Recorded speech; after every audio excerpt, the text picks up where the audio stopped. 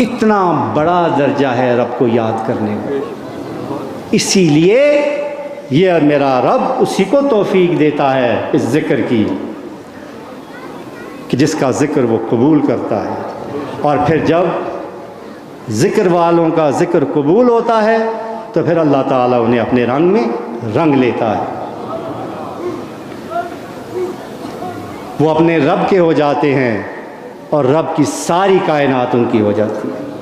हाज़रीन मोहतरम,